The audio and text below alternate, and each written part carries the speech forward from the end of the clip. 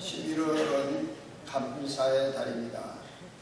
하나님께서 우리가 2절만 하면 이 감사절기를 정해서 그 달을 감사하는 달로 또 감사에 대해서 특별히 우리가 생각하고 이렇게 지키도록 하시는 하나님의 놀라운 섭리를 생각할 때 너무나 놀랍고 너무나도 감사하기 그지없습니다.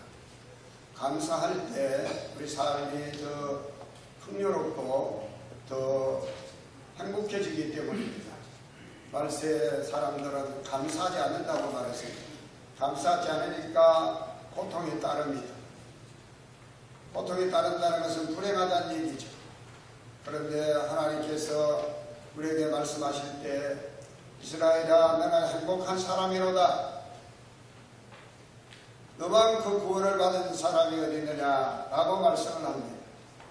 오늘 영적 이스라엘의 우리들 향해서도 하나님께서 동일한 말씀을 하시기를 원하신다고 믿습니다.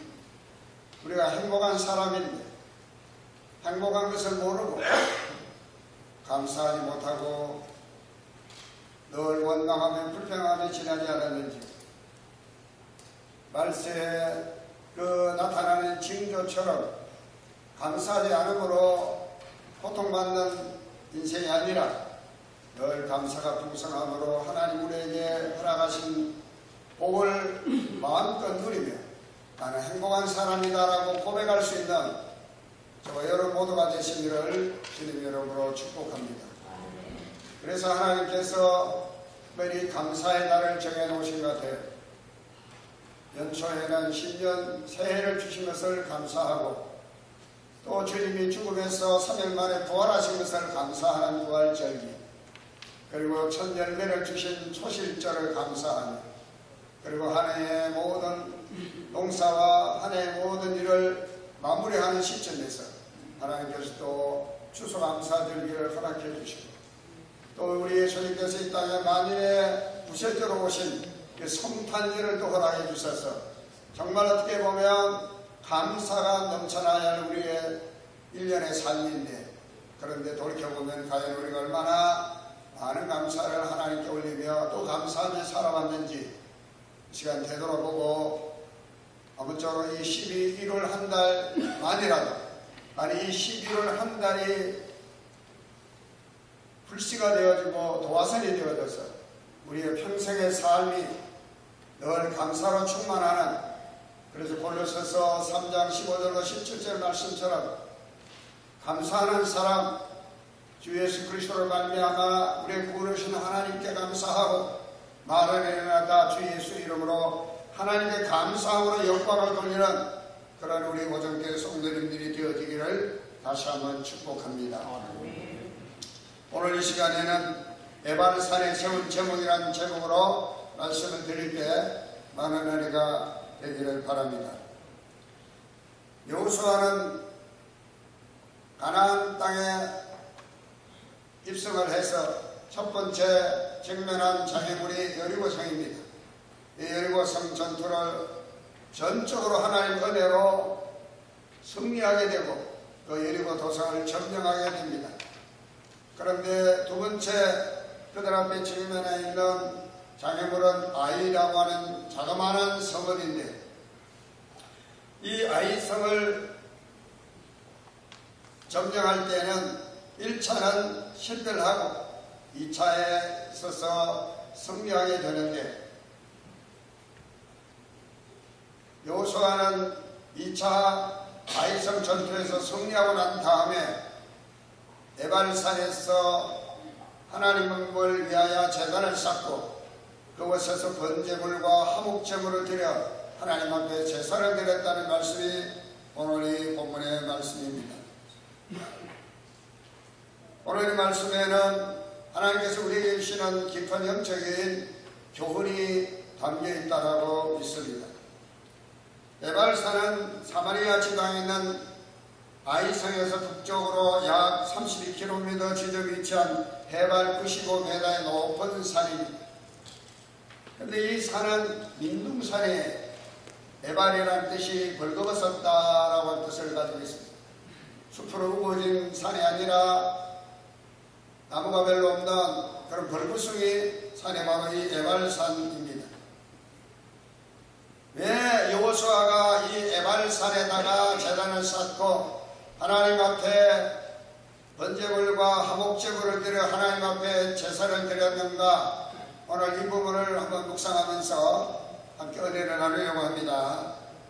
첫째로 여호수아는 하나님을 위하여 에발산에 제단을 쌓고자 했습니다.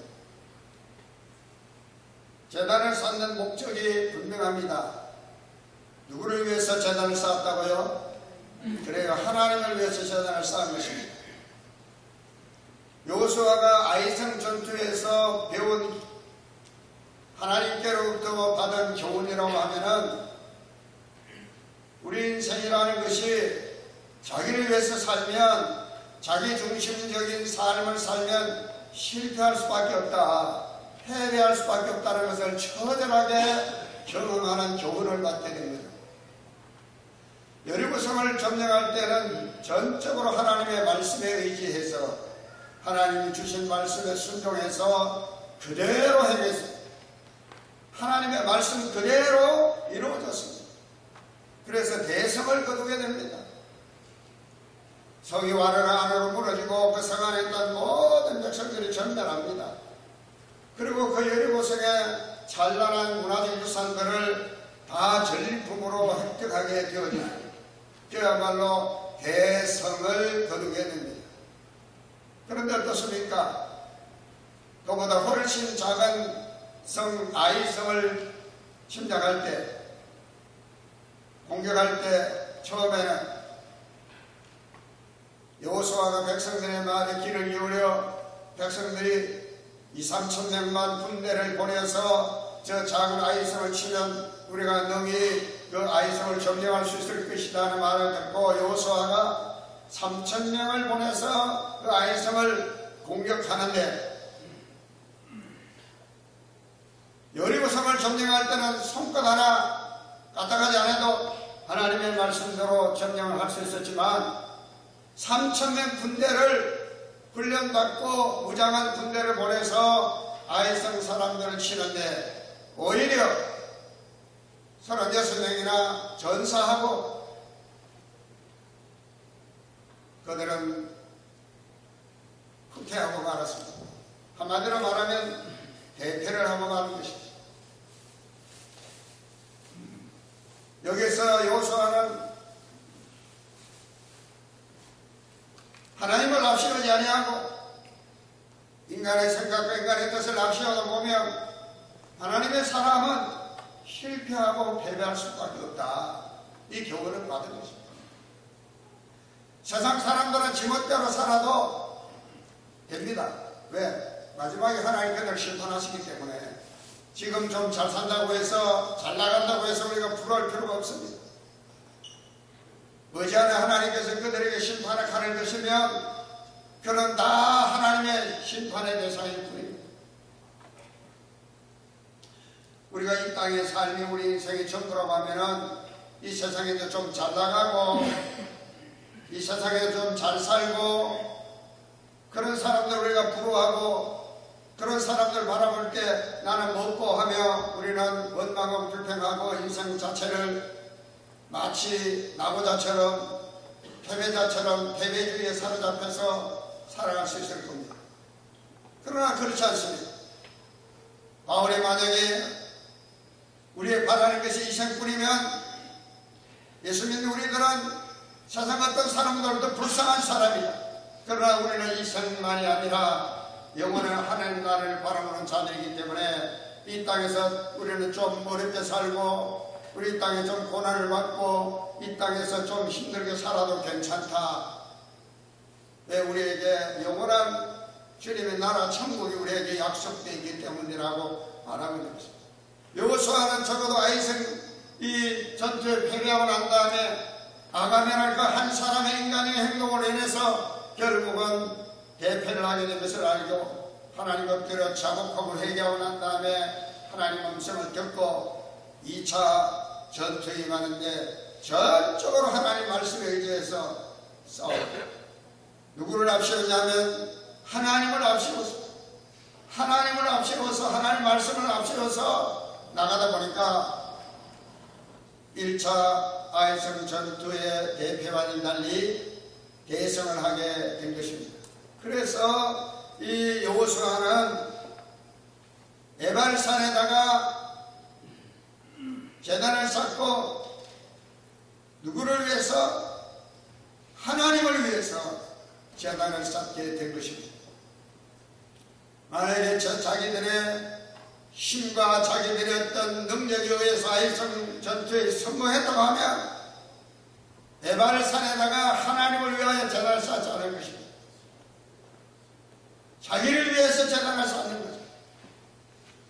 우리가 예배를 드릴 때 어떤 사람은 야 은혜 받았다, 어떤 은혜 나 못 받았다 시부르게 해가지고 나가는 사람이, 어떤 사람 은혜 받았다 해서 기분 좋게 예배당으로 나가는 사람이 있습니다. 저는 자기의 어떤 기분 전환을 위해서 예배드리는 게 아닙니다. 예배를 하는 것은 적어도 하나님의 사람의 예배라고 하는 것은 자신을 위한 예배가 되어서는 안 됩니다. 하나님을 위하여 드리는 예배입니다. 적어도 깊은 우리의 삶 가운데 정말 하나님을 앞세우고 하나님 말씀을 앞세워서 살았던 사람들의 예배라고 하는 것은 자기 중심적인 예배 드릴 수가 없는 거죠. 자기 기분에 맞고 자기 생각에 맞으면 은혜 받은 것이고, 그렇지 않으면 은혜 받지 않은 것이고, 자기 형편에 따라서 예배 드릴 수도 있고 안 드릴 수도 있고, 적어도 이런 사람들은 하나님의 사람으로서 마땅히 드릴 태도가 아니라고 보는 것이죠. 여호수아가 이 에발산에 제단을 쌓을 때 다듬지 아니하는 쇠돌로 제단을 만들었다고 성경이 말합니다. 다듬지 아니하는 쇠돌, 자연성으로 제단을 쌓은 겁니다. 하나님 앞에 제단을 쌓을 때는 제단이 뭡니까? 제단은 오늘로 보면 교회를 의미합니다. 하나님의 임재가 있는 곳이 바로 제단이에요. 다시 말씀드리면 성령이 머무시는 곳이 바로 제단입니다. 여러분의 마음이 하나님 위하여 드리는 제단이 되시기를 축원을 드립니다. 할렐루야. 그런데 이 제단이 다듬지 아니하는 돌입니다. 자연성은 뭘 의미합니까? 순수한 것. 하나님 앞에 제단을 깎아서 지구로 정으로 부수어서 다듬어서 제단을 보기 좋게 만들 수도 있었을 겁니다. 그러나 하나님 앞에 에발산에서 하나님 위하여 쌓은 그 제단은 깎지 않고 다듬지 아니하는 새 돌로서 제단을 쌓았습니다. 하나님 앞에 언제나 예배를 드릴 때 우리는 있는 모습 그대로 하나님 앞에 예배를 드려야 할지는 않습니다. 하나님 앞에 우리의 있는 모습 그대로, 하나님 오늘 내 있는 모습 그대로 하나님 앞에 나왔으니 나를 받아주십시오. 적어도 여호수아는 모세를 통해서 신명기 11장에 말씀 보면 하나님께서 내가 너에게 들어가게 한 그 땅에 들어가거든 다듬지 않은 돌로 에발산에다가 제단을 쌓고 그곳에서 나에게 제사를 드리라고 하나님 말씀하십니다.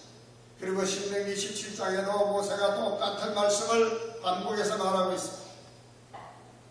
그러면서 이스라엘 백성의 12지파 가운데 6지파는 에발산에 서고 6지파는 그리심산에 서서 에발산에서는 축복을 위하여 에발산에 서고 저주를 위하여 에발산에 서고 축복을 위해서는 그리심산에 서고로 그렇게 했습니다.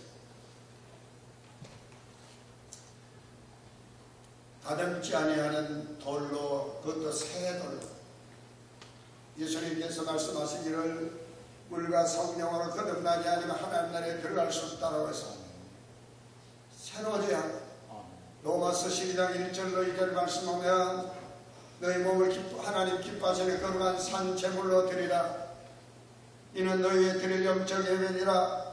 너희는 마음을 새롭게 함으로 변화를 받아 하나님의 선하시고 기뻐하시고 온전하신 뜻이 무엇인지 분별하도록 하라. 새로워져. 고린도서 5장 17절에는 그리스도 안에 있으면 새로운 피조물이라 이전 것은 지나갔으니 보라 새 것이 되었도다. 유빈 새로운 존재. 하나님은 언제나 새 것을 원하십니다.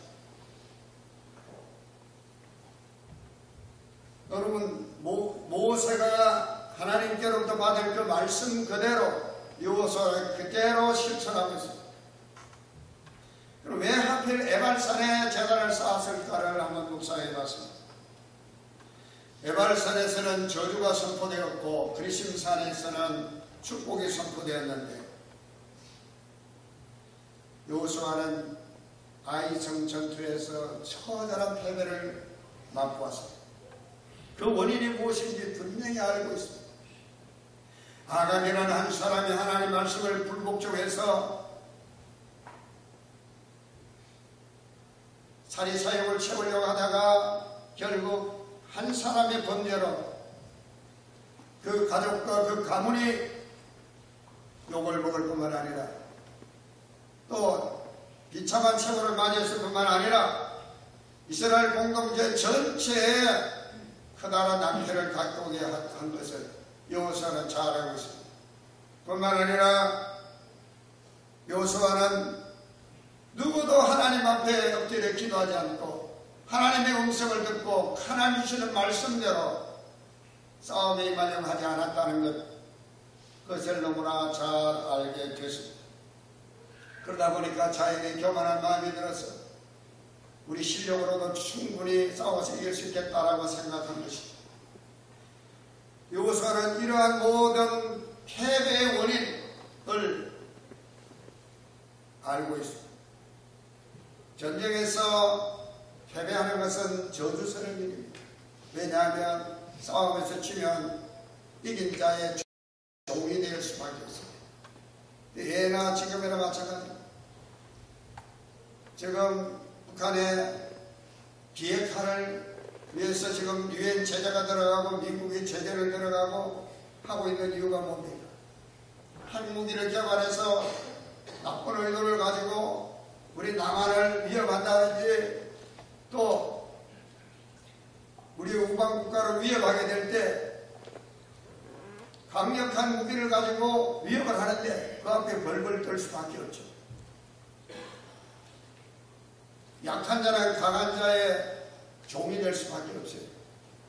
힘이 센 핵을 가진 그런 나라, 그래서 인도가 핵을 개발하게 됐을 때 그 옆에 있는 파키스탄이 핵무기를 개발한 이유가 바로 거기 있어요. 왜냐하면 인도가 늘 지금까지 앙숙이었던 인도와 파키스탄이 인도가 원자 폭탄을 개발하니까 원자 폭탄을 가지고 자기들을 위협하니까 파키스탄도 질세라 핵무기를 개발할 것이죠. 북한이 만약에 비핵화가 되지 않냐고 핵무기를 가지고 우리를 위협한다고 하면 설설 기하되는 겁니다. 여러분, 진자는요 언제나 이긴 자의 종이 되게 마련입니다. 예수님께도 그렇게 말씀하셔 주셨어요. 그래서 전쟁은 이등도 없고 삼등도 없는 겁니다. 재미나는 옛날 기억이 있습니다. 후부생 때, 장안 후부생 때 우리가 축구를 시키는데 해군 1개 중대, 해병 2개 중대가 있는데 축구를 이렇게 리그로 시킵니다. 그런데 1등을 하는 부대는, 중대는 그날 완전히 그냥 잔치하고 저녁에도 그냥 훈련 없이 그냥 취침으로 바로 들어갑니다.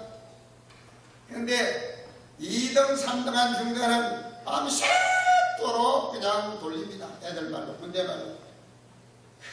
뭐 저녁도 못 먹고 그냥 훈련만 그냥 합니다. 아니 2등은 봐줘야지 그래도.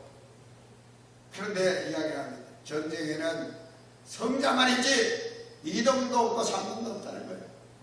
2등이나 3등이나 똑같다고 이야기하는 거예요. 왜? 똑같이 1등에게 졌기 때문에. 그러므로 전쟁에서의 패배라고 하는 것은 바로 저주입니다. 저주. 여호수아는 이 점을 잘 알고 있었던 것 같습니다.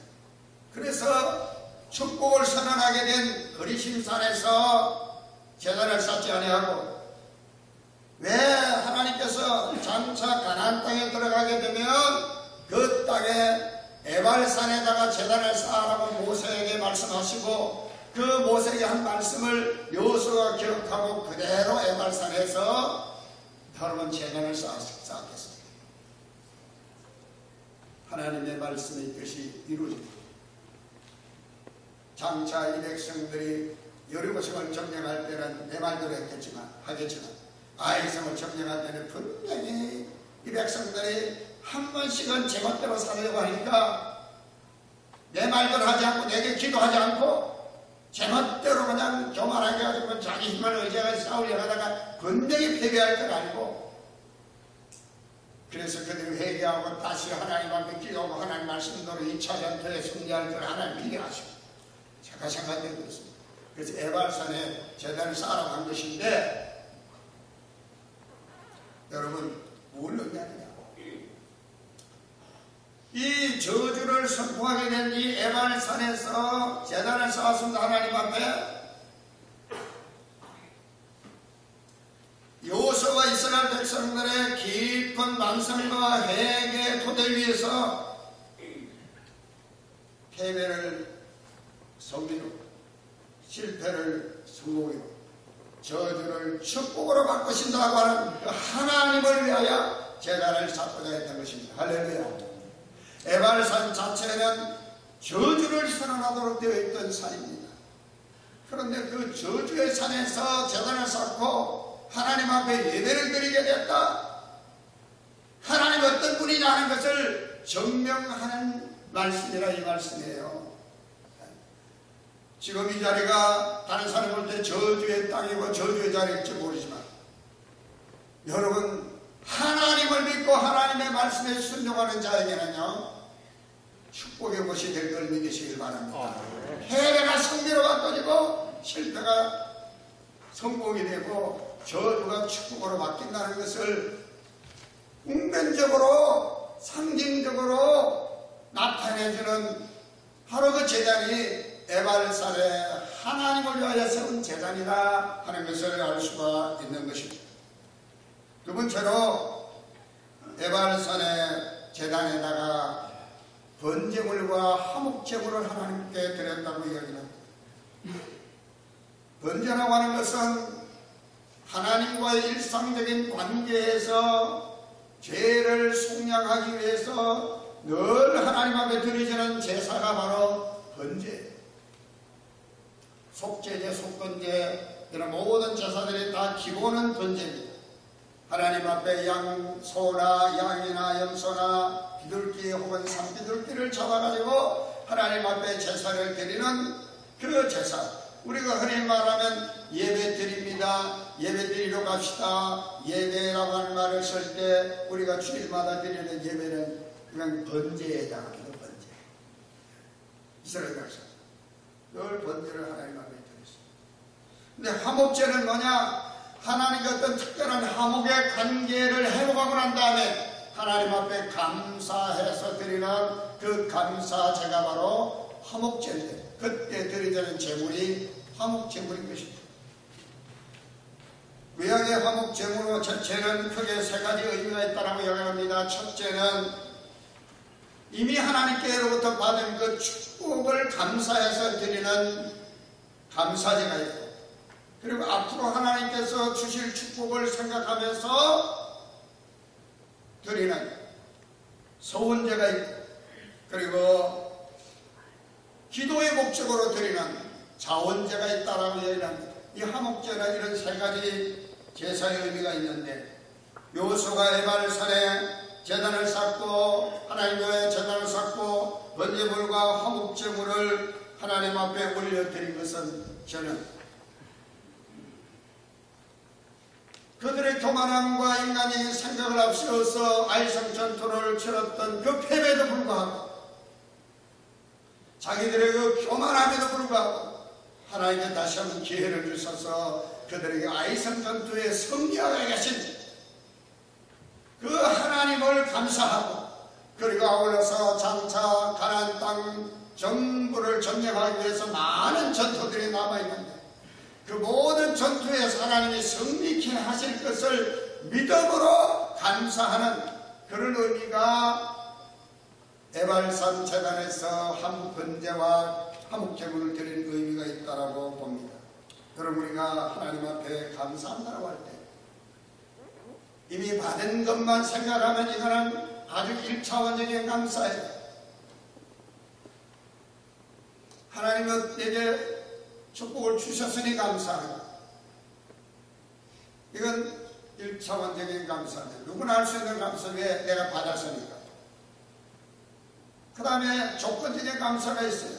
하나님에게 뭘 주시면 내가 감사하겠습니다.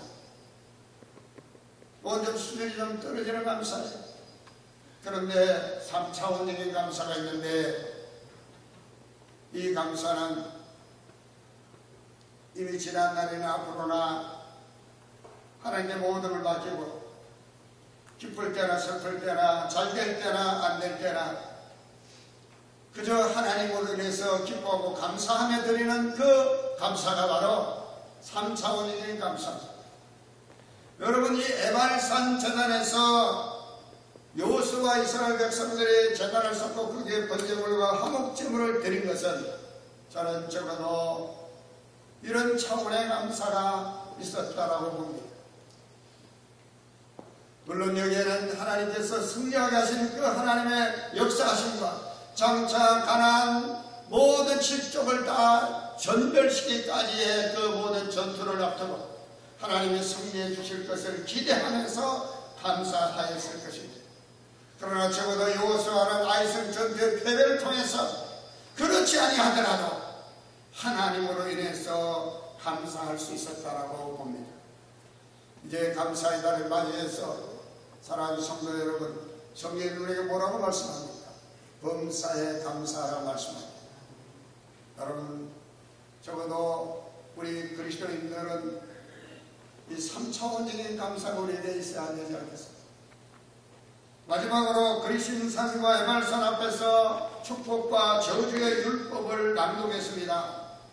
그런데 처음에 여호수아는 축복을 에발산에서 낭독을 하고, 그리고 이스라엘 백성 절반을 그리신산 앞에, 절반을 에발산 앞에 세우고 모세의 명한 대로 그 율법책을 낭독하는데 축복과 저주의 말씀을 선포했다라고 말씀합니다.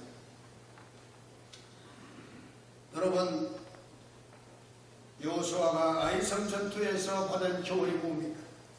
하나님의 말씀을 듣고 그 말씀대로 순종하게 될 때 승리한다는 것이 아니겠습니까? 아이성 전투에서 깨달은 것은 바로 하나님의 말씀에 순종하지 못할 때에는 패배라고 하는 것을 깨달은 것입니다. 주님의 말씀에 순종하는 것이야말로 승리하는 길이에요. 하나님의 축복이 많은 길임을 깨달은 것입니다. 그러므로 축복과 저주를 선포했지만, 하나님 우리 앞에 복과 저주를 주신다고 하셨지만, 축복과 저주의 그 기준이 뭐냐? 어떤 사람은 무조건 저주의 대상이고 어떤 사람은 무조건 축복의 대상입니까? 장로교단에서는 이렇게 말합니다. 인간은 태어나면서 지옥 갈 사람과 천국 갈 사람이 예정되었다라고 이야기하면 이것이 하나님의 칼빈의 이중 예정설입니다. 원래 어거스틴은 그런 예정설을 이야기하지 않았습니다. 예지 예정설, 하나님이 알아서 하나님이 구원하신다는 것. 우리가 열심히 전도하다 보면, 우리가 복음을 전하다 보면 하나님이 열매 거두게 하신다는 것, 이미 하나님이 구원하시기로 이미 예수 그리스도 안에서 우리의 구원을 예정해 놓으셨다는 걸 선포했을 뿐이지, 태어나면서 벌써 구원받을 사람, 지옥 갈 사람 그렇게 하나님 정해 놓았다는 것, 여러분이 감리교회는 이런 신앙을 받아들이지 않습니다.